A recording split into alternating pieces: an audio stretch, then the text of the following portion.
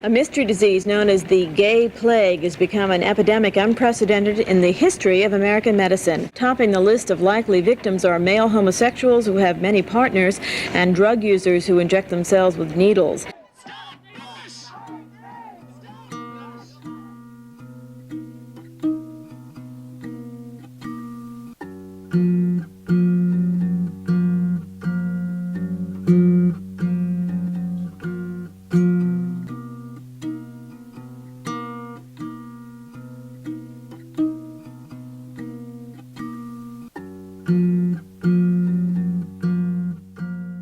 Angels in America, A Gay Fantasia on National Themes by Tony Kushner, is a play about life, death, and the struggles of living during the HIV/AIDS crisis in the 1980s and early 90s. Despite being written in 1991, the play is timeless and continues to be performed today. It connects the tragedies of a crisis to everyday, personal, and societal issues that continue to be prevalent today. Angels is a play that is endlessly relatable, emotional, funny, and thought-provoking, which is why, even though the play spans around 6 hours of stage time, it is still being performed around the world. In this section of the video, I'll use Angels in America as a case study to explore the enduring legacy and continued impact of queer theater and the intersectionality of theater as a medium. Theater has been like the lamp of the queer moth for ages. Part of that is because it connects so deeply with the queer experience, at least historically. In theater, you literally get to become someone else, which is relatable to a lot of queer people who have had to hide their identities. Queer theater, gosh, where to begin? I mean, cats! Singing cats! You'll love it! A lot of theater you can find queerness in because it's theater. There's a rawness, a vulnerability, but also this inherent masking that's happening. There's an inherent contradiction within theater of what you're seeing isn't real, but it feels real. Human existence is like the umbrella, and queer is under there. So as it relates to people, it relates to queerness. And because the themes are just like concepts of being human, it attracts all kinds of people from all over the place, all walks of life, and brings them together for this show. Honestly, the perfect place to subconsciously bond with other people watching this show. There's a certain level of silent solidarity between everyone in the theater. And I think that's really powerful and awesome. Despite the style of prose-like dialogue and monologues that occur in the play, the characters are explicit and often use profanity without issue. Fuck you! The whore of Babylon. Fuck him. Spooge! You fucked this angel? She fucked me! Fucking octopus! Fuck off! Their casual word choice, coupled with the theater and drama of the content being spoken about, toes the line between something the audience has to observe and something that the audience has to immerse in. Too casual, and the audience will forget that they're watching a play, which goes against Kushner's meta-theater style of creating theater. There's a great power in the inability of theater to create a complete illusion. Theater can't really entirely successfully convince you that anything that isn't actually happening on stage is happening. That is the intended effect. Alternatively, if the characters were too theatrical, the audience would be completely taken out of the conversation, and too much time would be spent trying to understand what's being said, rather than absorbing what's happening. And everyone in Balenciaga gowns with red corsages. They speak in a lot of metaphor, and they kind of speak around things, but it's not so far around that it's hard to understand. It's not pseudo-deep, which I think is really good, and could have definitely been a pitfall of a show like this that deals with such heavy topics. The language choices make the audience a part of the show, but still reminds us that what we are taking part in and watching is fiction. It's like we are seeing ourselves in a security camera from a different direction. Not only that, but the excessive use of colorful language brings a sense of reality to an otherwise unbelievable script. We recognize the characters to some extent because they talk like us or someone we know in real life. Every character, regardless of sexuality, gender, race, or religion, are believable and real. They exist, and the stage is really their world. In the scene where Pryor and Harper are watching the puppet show at the Mormon Visitors Center, it's a bit of theater inception. The magic of a theater. Harper sees her husband Joe in the father character that she's watching on stage, and sees herself in the mother. Meanwhile, Pryor is watching in horror as Lewis suddenly appears, unattached to the puppet's play, and interrupts Joe/father's monologue about early Mormon life. Harper sees Joe directly in the character, and Pryor sees what Lou might say if he were here. And of course, while all this is happening, we, the audience, see the characters and subconsciously make connections to our own lives.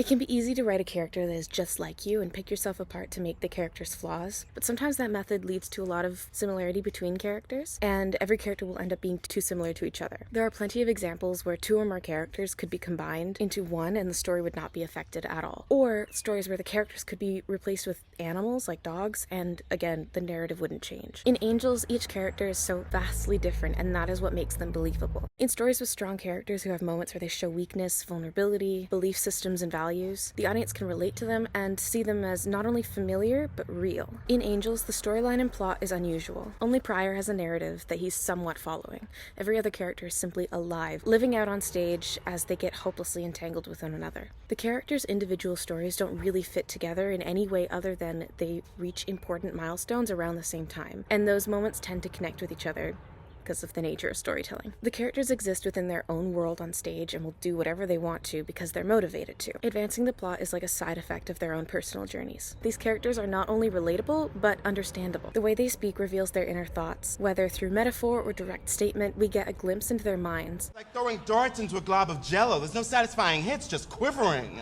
Which in turn gives us perspective on real-life people and situations. We gain the ability to understand where these characters are coming from and why they are the way that they are, which provides a new way to consider people in our own lives, as different from us as they may be. Is Angels in America a tragedy?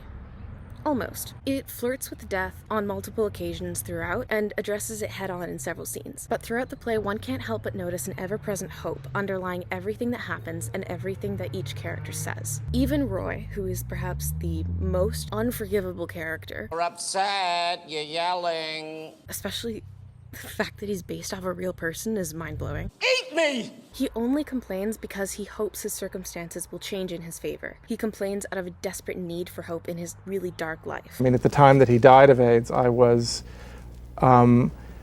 moved in a way that I never expected to be moved by Roy Cohn. I felt a certain sense of sorrow and grief for him, even though he's a person that I had heartily detested most of my life. And I was kind of upset at the way that he was discussed in the press at the time that he died, because I thought there was a great deal of homophobia and sort of homophobic gloating over the fact that he had died of AIDS. I mean, in a certain sense, his dying of this disease made him a part of the gay and lesbian community, even if we don't really want him to be a part of our community. And I think... While each of the characters wants something they can't have, and we watch helpless as that want ruins their lives to some extent, there's never a moment without some small aspect of hope. Even when Pryor is in the depths of despair and Joe can't seem to find a way out of the hole he's dug himself, one measly line or one acting choice in a performance demonstrates that there is light always. Harper's pessimistic ramblings about the state of her life and the world are spoken from a place of hoping for change, even when she can't see what that change might look like. Angels is a study of our personal and collective fears. Fears of change and lack of control over that change are present throughout the play and in real life, making every situation the characters find themselves in, no matter how fantastical, grounded in reality and human emotion. Everything is relatable. Each character presents multitudes and contradictions, especially Lewis. Lou is the most outspoken of the characters, besides maybe Roy, finding solace in ranting for minutes on end about society, politics, global issues, philosophy, religion, to name a few topics. Well, I'm ambivalent. The check's bounced. All your checks bounce, Lewis. You're ambivalent about everything. His character serves as a blunt representation of the inner thoughts of folks caught up in the throes of abject chaos. The play is a direct political and social protest. It's also not just encouraging, but imploring the audience to consider the relationships we have with people in our own lives. How much are we tolerating versus accepting? Accepting versus supporting, and so on. How many of our fears about other people are actually rooted in a fear of losing control of ourselves? War-torn, disease-fighting, politically crumbling. Embracing an uncertain future is one thing, but embracing this uncertain and often horrifying present is another entirely. And that's something that this play really dives into and encourages audiences to also. Roy Cohn represents conservatism to its highest and most extreme degree, and yet when he dies, we still feel his death as such, a human life in pain, snuffed out. Roy's death symbolizes what happens to a person when they refuse to change with the times. Even his own queerness was in conflict with his desire to stay unchanging. His choices and subsequent death illustrate a possible outcome of what the angel's prophecy for humans might have looked like if Pryor had accepted it. Roy's character is a complicated slurry of ego, logic, and denial of who he is, so for this reason he can be relatable to some degree. At least audiences can draw parallels to their own lives and knowledge of people who act like Roy. And at the very least, he is able to garner sympathy from audiences because Roy's tragedy is that he never quite figures it out. Belize seems like a supporting character because he's rarely seen alone. He's always in the presence of another character and is in turn used by that character to converse about a topic. His campy attitude and style position him as a stereotypical gay man in the 80s, akin to maybe Angel from Rent. He's on the outside everything the straight conservative world thinks that gay men are, and yet he shows himself to be very unique and not at all an archetypal character. This is an emergency. Hark the herald angels sing. Capable of challenging Roy and Lewis's ideologies head-on and without hesitation. Despite his pure hatred for Roy and his distaste for Lou, Belize still holds out hope for them. Belize hopes that he himself can be the change in Roy and Lewis and other people. You can see that he believes he can change their minds. This is obviously not to say that Belize is always right, or in any way on a pedestal of moral superiority, but it's clear that at times he does think that he is. At the very least, he shows a side of humanity that constantly hopes against all evidence that things will change, and that difficult people can and will learn and grow and accept.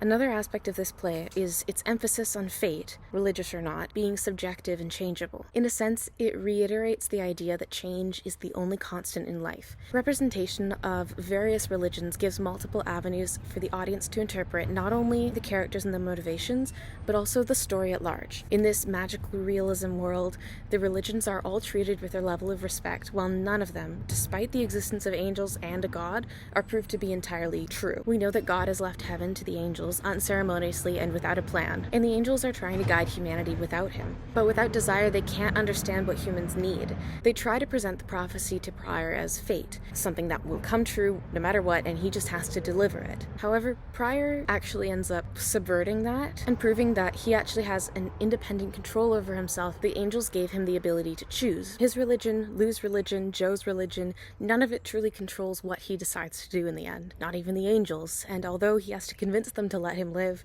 the choice was his. Harper wants to believe that she is always right, and in a way she is, because she's able to change things around her at a whim, and make almost anything her reality if she imagines hard enough. She craves change, always. And Joe is the polar opposite. He wants things to stay the same because that's what he knows.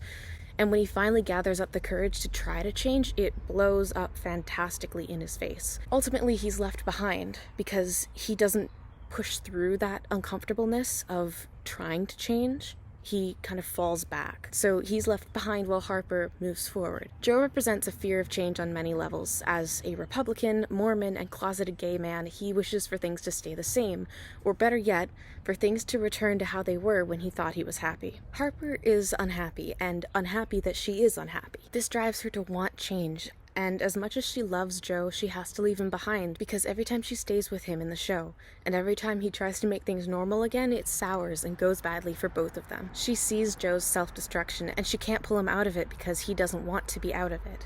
So she has to leave him behind in order to save herself. This is going to be so much worse than I'd imagined. Their relationship and narrative journey is representative of not only modern relationships, but also the fact that for the world to continue functioning with the systems we have in place, such as our governments, education, and public services, we cannot move forward and progress as humans. And to progress as humans, we need to let go of a lot of the things that got us this far, a lot of what is familiar and safe. It's hard and scary to think about the future without the framework of everything that we have now. So with the mounting need for change, environmental, political, social, educational, the desire to hold tighter onto the past grows stronger as well. But through Angels, we can see that holding on for too long causes more pain and struggle, and holding on forever will leave you behind and or kill you. When you're in the depths of despair and the world seems like it's falling apart around you, it's a very human thing to want to just stop everything. I know so many adults who just wish there was like a pause button on life. But as Pryor points out, humans need to keep going. Deep down, there's often an incessant need to survive, even in the craziest situations where it seems completely and utterly hopeless.